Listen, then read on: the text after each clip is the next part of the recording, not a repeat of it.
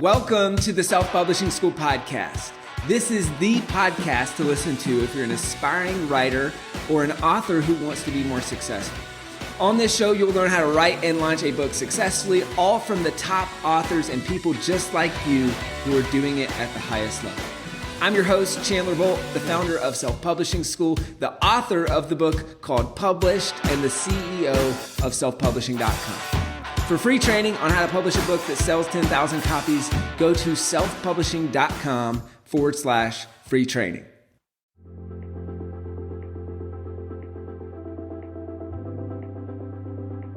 Hey, Chandler Bolt here, and joining me today is Joanne Krohn. Joanne is a published author. She hosts a podcast called the No Guilt Mom podcast. If you're watching this on the YouTube channel, you see that snazzy mic cover saying No Guilt Mom. She's a founder of that company. It's a site called noguiltmom.com. Pretty fun looking site as well. She's published multiple books. We'll tell the fun story on that later, and has built this massive community, courses, membership, etc. So what we're going to be talking about today on the podcast is, as a mom, how do you balance all that stuff, successfully publishing books, successfully growing businesses? I got a lot of questions. Joanne. Okay. Welcome. Glad to have you. Thank you. I'm excited to be here. So why did you decide to write your first book? And you were just briefly telling me right before this, the story behind that. Yeah. So I started mom blogging. Like, I was a mom blogger. My son, he is my second. He was born in 2013, and I was a teacher at the time. And at that time, I'm like, I cannot go back to the classroom with a newborn. And he's a July baby. So I would have been going in, like, new class started with the sub 3 months after maternity leave. I'm like, this isn't going to happen. I'm going to take a year off. And during that year, I was like, I need something. I need to do something. And so I started a website where I would go to all these places in Phoenix, Arizona, where I'm based, and give like a review of what you could do there, especially if you have a baby who doesn't do anything and you're just bored all the time. And it started that way. And then it transformed into what's No Guilt Mom today. And so I've been in this online space for a while, and I attended Ruth Sukup's Activate conference, and I was a speaker there as well. And you were a speaker there as well. And you did a workshop session about publishing your first book. You gave out your book published, and I'm like, oh, this looks cool. Like, publishing a book would be a really great way to get my name out there. I was doing courses for kids at the time. I'm like, it'd be a really great way to get parents this information and talk about my course in the book as well. And so I published my first book, Drama-Free Homework, about a year after I saw you speak. Holy cow. That's awesome. Yeah. Good for you. So you published that book. You said you were doing courses for kids already. Was that outside of school, within school? What did that progression look like from that to book to, really building the business? Yeah, I was trying to find what I was good at when I started my company, because I didn't like mom blogging. I didn't like doing crafts with my kids. I didn't like it. It wasn't me, even though I was a teacher. I was a 5th grade teacher though. So I really was into behavior and psychology and figuring out how to manage things. So I started writing some posts about like positive discipline in the home and like how to manage behavior, and they took off. And so I'm like, okay, yeah. So like parents want to know this stuff. And I'm like, how can I use my skills as a teacher to really help parents? And homework was the first thing, because parents I talked to, they said homework was a nightmare. And honestly, like, homework was a nightmare with my daughter when she started kindergarten too. I never saw it coming, and I was a classroom teacher. It was a totally different experience at home than it was in the classroom. So I was like, hey, I don't want moms to have one more things on their plate. I'm going to create a course for kids about homework. That was Homework 911. And so that was the course I had out there. And that was the inspiration really for Drama-Free Homework, was like the strategy and how to set up a routine like I taught kids to in the course. Cool. And so you had, it sounds like, and maybe I'm getting this backwards, you had the course first, then the book, and then you used the book, or you created the book, I'm assuming, based on the course and a lot of the fundamentals there, and then used the book to drive more sales of the course? Exactly. Exactly. Cool. Yeah. And I use the book as a lead magnet as well. I have right on the first page, which I think I've taken out now because it's been a long time, but like, hey, go to this website and get the audio version of the book for Oh, free. cool. And Yep. so I was building leads as well. Love that. That's a super smart strategy. And anyone who's listening to this, if you already have a course or group coaching or even group class that you lead, you've already written the book. You just didn't know it yet. And it's in the course or it's in the curriculum that you're already teaching and working with kids, especially for teachers or people who are already working with kids or working with an audience. I want to back up. I love around finding your audience. I think it's really interesting hearing your journey there because it speaks to some of the things I guess I talk about in the book, which is person, pain, promise, price, like the four pillars of a high converting offer, but then also a best-selling book is who's the person that you're writing to, the pain that they have that they know that they have, and then the promise that you make with the book or with the course in your case, and then what's the price point that they're willing to pay to solve that problem or get that benefit, right? And I think it's interesting. We talk about a lot this concept of pain pills versus vitamins. It's easier to sell pain pills than it is to sell vitamins because not many people wake up and say, hey, I can't wait to take my vitamins today. But many people wake up and say, hey, my back hurts. And that's why pain pills sell like crazy. They're generic often. And vitamins, it's like they're making shapes and animals and all the things to try to get people to take their vitamins. And so we often talk about, you got to speak to the pain that people have. It's so interesting, right? Because when you talk about mom blogging and making crafts with your kids, it's interesting. It's fun. There's a lot of people that are very successful with it, but it's more vitamin-y. And then you're like, how do you get your kids to do your homework? Yeah, that is definitely a pain point. There's no wonder why that popped off. Did you see that, or why do you think that content started resonating so well? And how did you decide when to really pivot or focus? Because I feel like that's a really hard thing for people to say, like, all right, where do I go? How do I pick what I focus on and then go all in on that thing? It's interesting. The way I've done it is I'm like, okay, what is the need that is going on right now? Like my friend Ruth, who's Ruth Sivkup, she always says, like, if somebody asks you the question 3 times, like make a product around it. And that was a question I was getting asked a lot. Like, how do I help my kids do homework? And so I just created a little mini course. It's like a 30-minute course because kids cannot handle a full-blown course.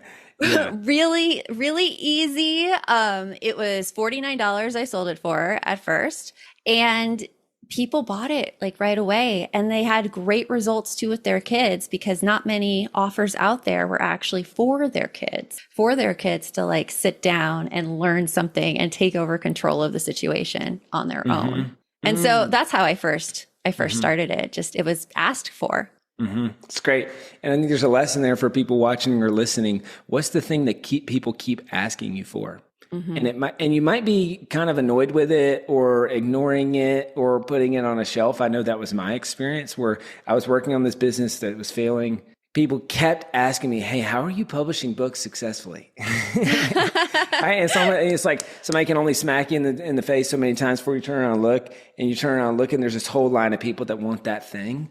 And so my question for people listening to this would be, what is that thing for you that people are asking you for your help with? And that's probably a good direction for your book, for your course, for your business, et cetera. And I love how even fast forwarding to today, your core business, the pain is inherent in even the name. Like, I love your brand, No Guilt Mom. I'm like, man. It's funny because I didn't start that way. Really? Tell me the story. How did you land on that? I did a name change midway through. Okay. I started off with the name Whimsical, spelled like popsicle. No one knew what the hell no one knew what it was. Like, no one knew. And I had to explain it to people, and they're like, I get it. But like, they didn't really get it. And then I was at a conference working in small groups where all of a sudden I'm like, yeah, it's like No Guilt Mom. Oh, that's a good name. I'm going to like just buy the domain and maybe I can create a podcast about it in the future. And so I bought the domain right there. And then 2 years later, I'm like, I think we need a name change. And I have this great domain name right here. Let's change it to No Guilt Mom. And it just completely explained what we did. Exactly. And so like, it was wonderful. And name change wasn't even that hard either. I know a lot of people get really like intense and concerned about like changing things like that, but it was good. It was a really good idea. Well, I agree. I mean, I still don't really understand what whimsical means. I have no idea. In the context I was of your like, business. it's imperfect and fun. Like that was my description. But I think that touches on whether it's your job title or your business name. We say clear, not clever. Yeah. Mm-hmm. That's a clear name. I mean, I'm even just looking at, the cover of your book behind you there, Drama-Free Homework. Another good one, right? Where it's very clear what the outcome is of that book. Yeah. Question the clear, not clever has helped me so much, by the way. Yeah. It has taken so much stress out of copywriting. It has taken so much stress out of titles because you're like, I just have to show them what the promise is, and that's it. And it usually does so much better. Yeah. When I think whether this is inherent or whether this is you've crafted this, I mean, you're really good at figuring out what the pain is that they have, that they know that they have, and the problem that's clear to them, and then clearly articulating the solution to that, which I think is probably a big part of why things have went so well. Why don't you? But which is like. I think that like you say that and like I hear that from like people so much, and you see people who are successful, but there were so many other failures in between that, like I got it on that one. But other ones, like it, it's like a trial and error almost. You learn as you do. So is this you deflecting the compliment? I'm like, thank you for the compliment, and I have to say this. That's good. Hopefully that's encouraging for people who feel like, yes. We hear this all the time on coaching calls. It's like, this is coaching call number 5, where I'm bringing you 7 new titles for my book, and I know that it's not it yet, and I'm just confused. But there's just this, I feel like oftentimes, and it sounds like you felt this, there's just this beating your head against the wall for weeks or months or whatever, and then you land on it and you're like, that's it. But sometimes in that struggle of figuring it out, it's pretty demoralizing because you just want to figure it out. Yeah, I mean, like I feel that in every step of my business. I know I'm growing if there is something that I am struggling with right now that I won't give up on. Like that's one thing that I know is one of my strengths. I will not give up. It doesn't matter how many times I fail. I know I'm going to eventually get it somehow. That's great. Well, and it's funny. I literally just right before this podcast interview got off of our company book club, and we're reading StrengthsFinders. Yes, I've read that. And like, I know which one I am. Do you know of it? Yes, yeah, I had it. I took the test and everything. Oh, is belief one of yours? No. That sounds like a belief. So then, what is it? What is that strength that's dogged determination, and I'm not going to give up? I don't know. I just remember 2 of mine. My number 1 strength is actually input. I can take information and collect it. I collect it like souvenirs, and then I'm able to bring it out whenever it's needed. And I also have a very high significance strength. Okay. And then I forget my other 3. It's been a bit since I took it, but those are the 2 that stay in my mind. Love it. That's great.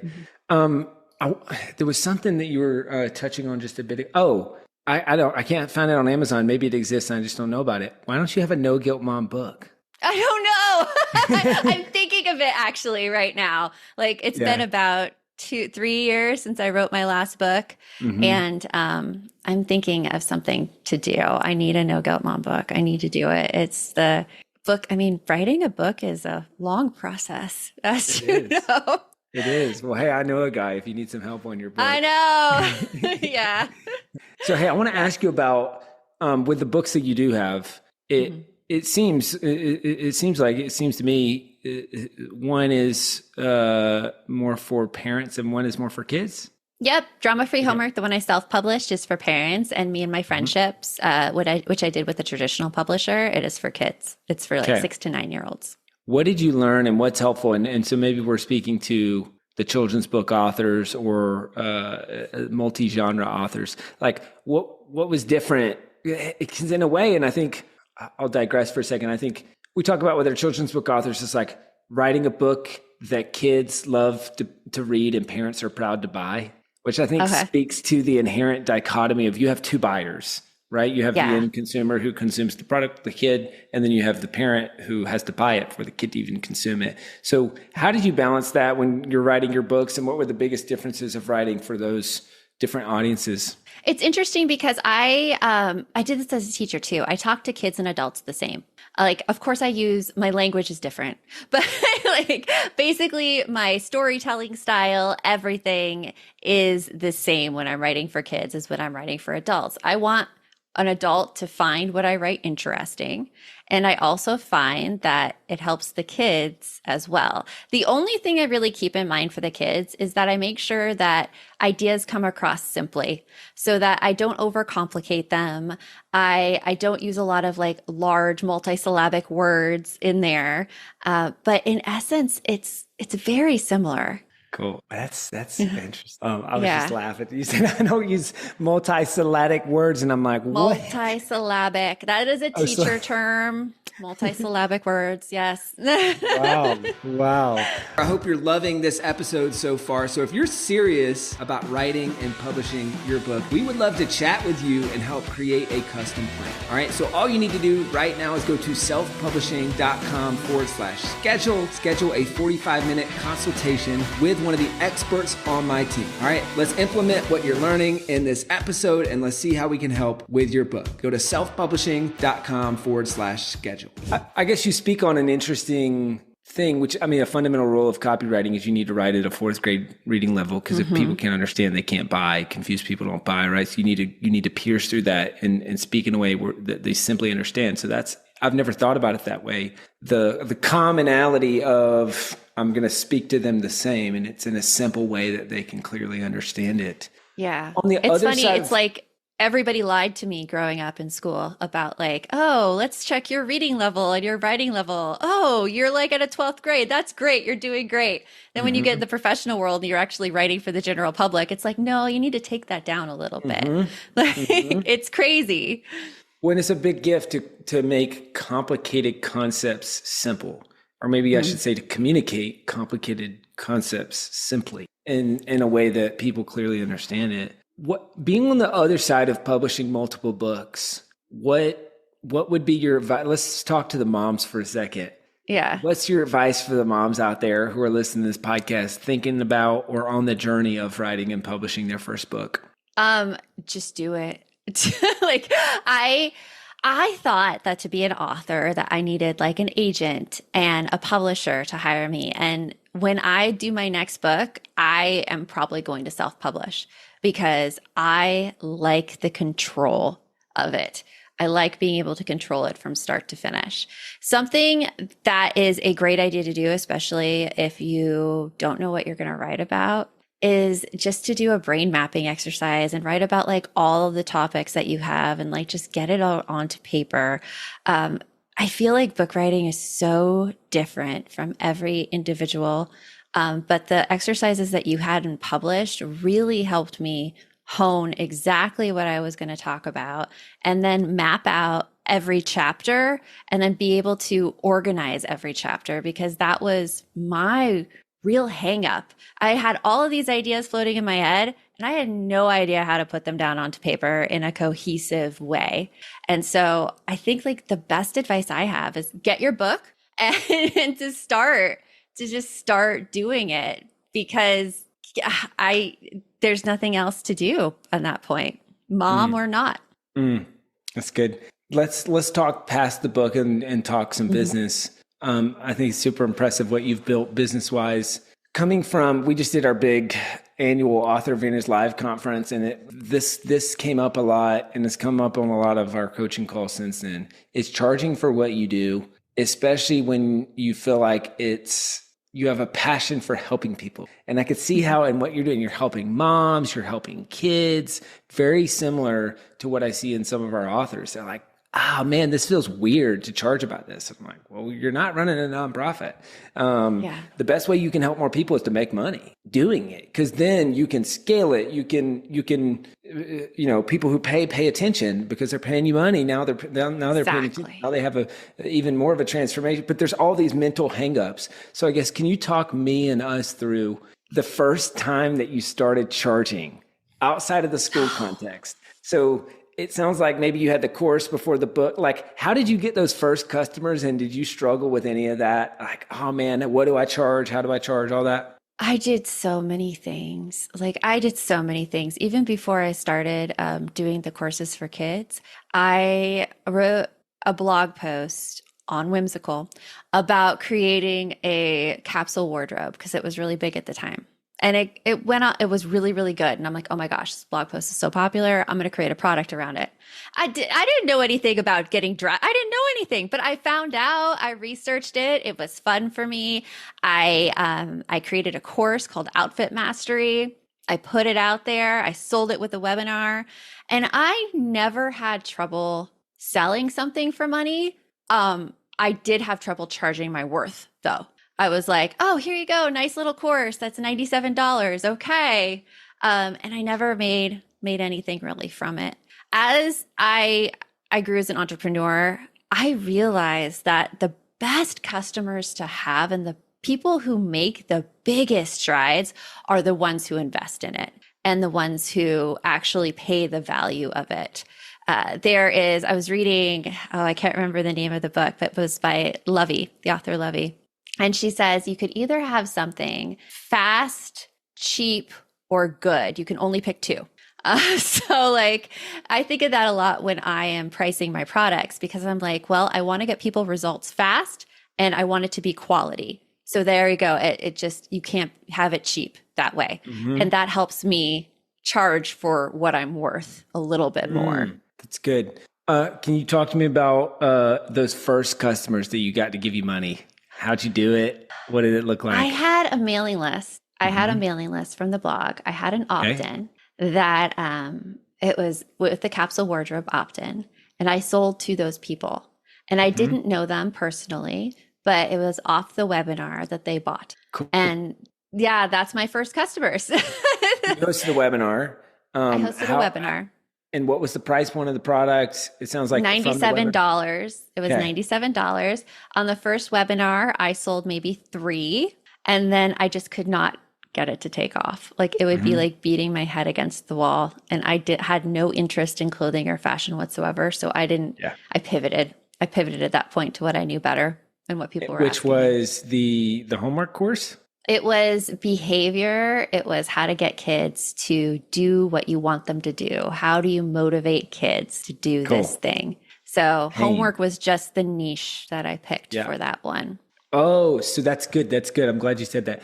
And it's shifted to something that's more painful, which means that people are more motivated to buy, right? But what's interesting that you talk about there, and I meant to key on this earlier, is you can take a pain, but then what I love to do and what you've done well is go even further than that and say, what's a moment in time where this pain shows up in the moment in their life? And so getting kids to do a thing, that could be the pain. Okay, parents have that pain, but how do we localize it to something that they care about where it's like, okay, this now makes that pain extremely evident and it niches down the promise in a way that it's even more valuable to them. So in this case, obviously, getting kids to do the thing, well, it's homework and it shows up because there's a deadline or there's a teacher, there's a bad grade, there's a bad report card, there's whatever. Now it's painful. Now there's a reason why I pick up the phone and say, hey, I need help with this, or I put into Google or whatever. And so that would be a question I would ask for people listening to this is how can you niche down or localize the pain that you solve even more to a trigger event, right? If it's you're helping people with relationships. Okay, well, what's the trigger event? Is it that they're about to get a divorce? Is it that they are struggling in their marriage? Is it that they just got married? Is it that they, premarital counseling, they just got engaged or whatever? So I'd encourage people to think about that. So you niche down to the homework thing. How did you get your first sales of the homework thing and course and all that? And did that start, was it just like dramatically different from the clothing, or what did that look like? It was dramatically different from the clothing. I created an opt-in for some blog posts that were doing well about homework. And that's how I got the people on my list and I launched to my list. I also had partners with the Homework 911 as well who promoted to their lists. And that helped me get customers as well. Mm-hmm. And for those who aren't familiar, I mean, partners, like these are people who have an audience and they're getting an affiliate commission, I would assume, but to send out, hey, here's Joanne's Homework 911 course, and they get a cut off of it. Yeah, exactly. And that helped a lot. That helped get my name out there. That helped get people interested in the course. And then having their recommendation on top of it helped people trust me more that I was going to deliver for them. Big time. That's great. What was the price point there? It was $47 for Homework 911. Okay. Yeah. And it sounds like you probably sold a lot more units. I did. I think we sold maybe like 450, 500. Wow. Something like that. Because as soon as that came out, then people started asking me other questions about ways to get their kids to behave better. And so I created a whole bunch of courses for kids. Cool. Emotions 911, Not So Bummer Summer, helping them come up with a summer plan themselves, like a little entrepreneur. A lot of them were like, okay, that's great for the elementary school kids, but I have a middle school kid for homework. So Homework Mastery was born. So cool. like it just, all these courses were created. Wow. Man, you are great at naming things. Thanks. There's just some really great names. I'm like, even just the Homework 911. I mean, it speaks to the pain. That's really, really good. At what point did you know that, okay, I'm really onto something and this is really taking off? And then I guess just making it actionable for people listening. What did you learn from that? Like, okay, clothing thing, Homework 911, and even now on to No Guilt Mom. Like, what have you learned about getting customers, scaling a business, stuff like that? So what's interesting in all of the kids courses, I don't create kids courses anymore. And there's a reason for that. Is because through the sales of those, parents kept coming back to me and being like, I can't get my kid to like follow all the directions in your course. I can't get my kid to do this. I can't get my kid to do that.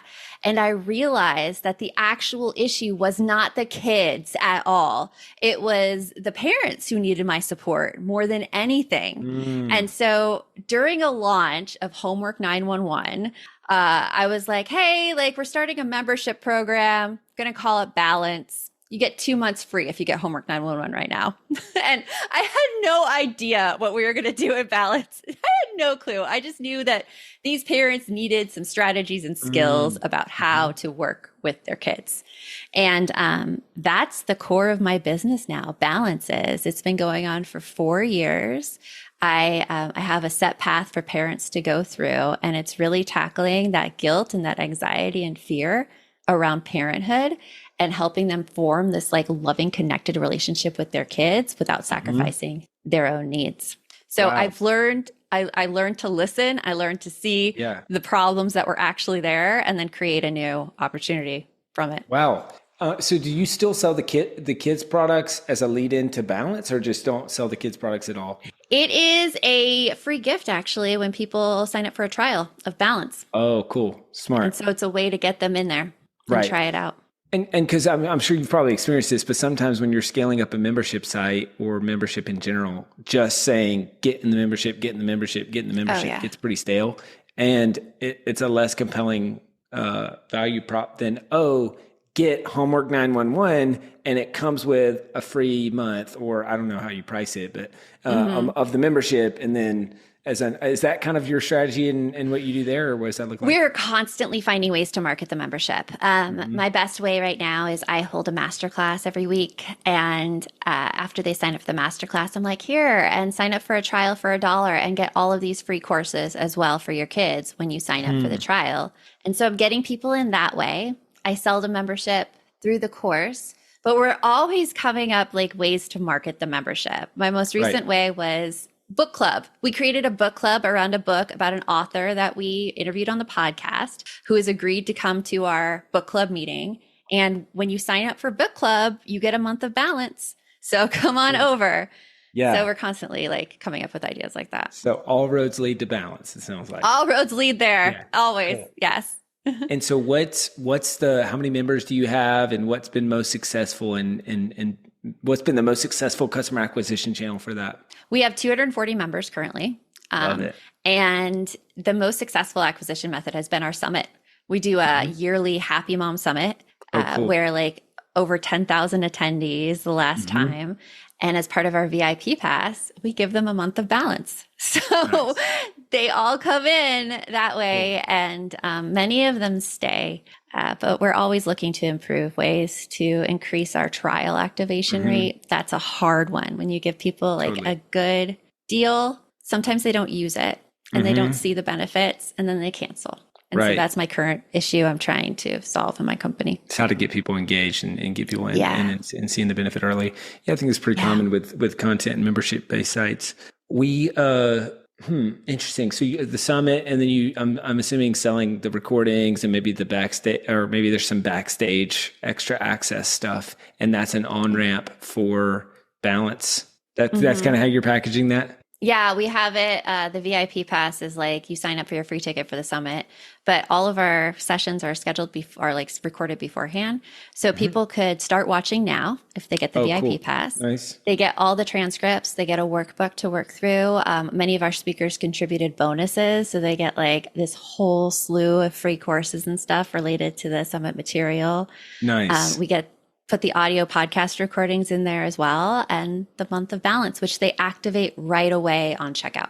That's cool. That's cool. I like that a lot. And that, I love the instant access. I haven't seen. Yeah, the instant access is I good. haven't seen that yet. This is smart. How do you, one or two more questions on the membership stuff, and then we'll wrap up. I'm super curious. It's a small part of the business, but we've got a part of the business called the Freelance Writers Den. And there's a Freelance Writers Den. It's a membership community. There's the makealivingwriting.com, all that. So I'm interested in this and that as well, is because what we see is, and with any content-based membership, and we've seen this on the selfpublish.com side of things as well, is you just hit churn, like content-based memberships.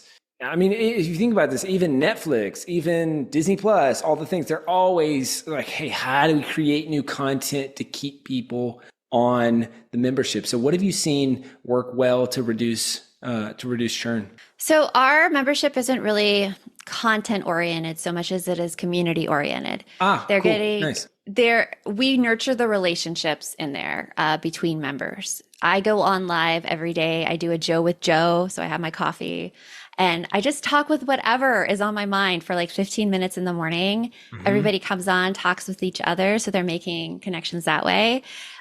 We help them form accountability pods. We schedule social hours for them where it's just a Zoom session and they go into breakout rooms. Maybe we plan some games, but it's all about being supported in the community. In fact, we have people leave and then come back like 4 months later and they're like, I just missed being supported like that. Oh, cool. And so that's our solution for the churn. We actually have a pretty good retention rate. It's about 85% right now. That's awesome. Yeah, really, really solid. What would be your parting piece of advice, Joanne, for people who are on the other side of the book thinking about taking the leap to start a business or charge for what they're doing with helping people and going deeper with that, knowing what you know now? Knowing what I know now, I think like going back to my comment before, you just have to start somewhere and it has to be imperfect and you have to get something out there so that you get feedback back so you know what to change. Because right now, it all existing in your head, you have no idea if it's going to work or not. You have no idea if people are going to be interested or not. And the sooner you get your ideas out there, the better. So whether it's like just an Instagram account where you like write a little bit in the caption or like start a blog or like post on Facebook and see what gets people interested and then go from there and build. Cool. I love that. And the feedback loops. This is awesome. Really fun hearing your story, Joanne. And I'm excited. I know we've got a webinar to your audience. We're going to be talking about publishing books. So if you're watching this in the No Guilt Mom community, excited to be helping you guys on some books. What would be, as we part here, where can people go to find out more about you, your books, your membership? Where's the best place for people to go? You can go to noguiltmom.com and we have everything there. Subscribe to the podcast, see the books I've written, see the membership. It's all right there on the site. Love it. noguiltmom.com. Check it out, y'all. There's I love this lead magnet. It's the stop doing checklist as a mom to gain back time. I thought that was a super, super smart lead magnet. Well, check it out, guys. Check out Joanne. Check out the membership. Check out the books. If you want to write a book like Joanne did, book a call with our team, selfpublishing.com/talk. We'd love to chat with you and just distill, say, hey, what are your goals? What are your challenges? How can we help? And we'd love to help you with your book.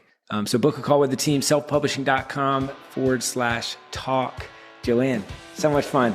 Thank you. So much fun. Thank you for having me. Thank you so much for watching or listening to this episode of the Self-Publishing School podcast. I know there's so many places that you could be spending your time. There's other podcasts that you could be listening to, YouTube channels that you could be watching. So thank you so much. It means the world. Now, I want you to do 3 things right now if you found this episode helpful. I don't know if you know this, but we've got a YouTube channel. It's a companion channel to this podcast. All the video versions of the episode are on the YouTube channel. So number 1, subscribe to the YouTube channel. Number 2, if you're listening to this podcast wherever, whether this is Spotify, Apple Podcasts. Number 2, I want you to subscribe to this podcast right now so you don't miss a future episode. And then number 3, this is probably the most important, leave a review on the podcast. All right, reviews are super important and help this podcast get discovered by other people. So number 3, leave a review on the podcast. Thank you so much. I'll see you in the next episode.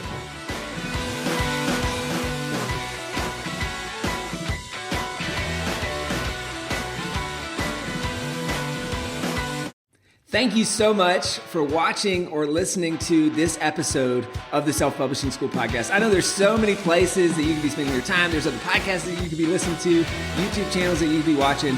So thank you so much. It means the world. Now, I want you to do 3 things right now if you found this episode helpful. All right, number 1, I don't know if you know this, but we've got a YouTube channel. It's a companion channel to this podcast. All the video versions of the episode are on the YouTube channel. So number 1, subscribe to the YouTube channel. Number 2, if you're listening to this podcast wherever, whether this is Spotify, Apple Podcasts. Number 2, I want you to subscribe to this podcast right now so you don't miss a future episode.